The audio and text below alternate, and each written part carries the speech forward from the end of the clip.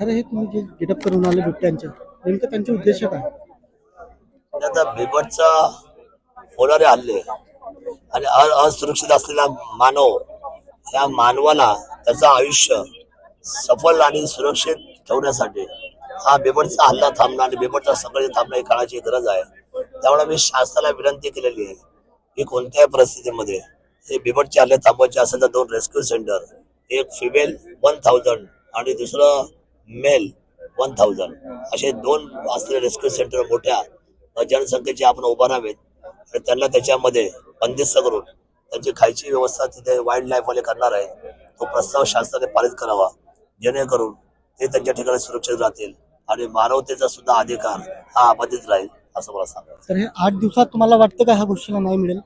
हो, हे हिवाळी अधिवेशन संपायच्या आतमध्ये वन मंत्र्याने सांगितलं की आम्ही याच्यावर निर्णय करू. आणि शेतकऱ्यांचा प्रश्न असला तर ते आत्महत्या करतात, त्यांच्यावर काय सांगितलं? शेतकऱ्यांचा विषय आता हे बदलणारं हवामान, न मिळणारा बाजारभाव तो ठीक आहे. त्या बाबतीमध्ये सगळ्या शेतकऱ्यांच्या बाबतीमध्ये आपण नेहमी संवेदनशील राहिलेलोच आहोत.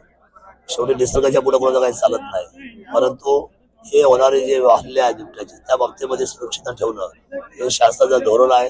आणि आत्महत्या करणाऱ्या शेतकऱ्यांना माझी कळकळीची विनंती आहे. चांगले वाईट दिवस प्रत्येकाच्या आयुष्यामध्ये आहे. आत्महत्याने त्याचं उत्तर होणार नाही.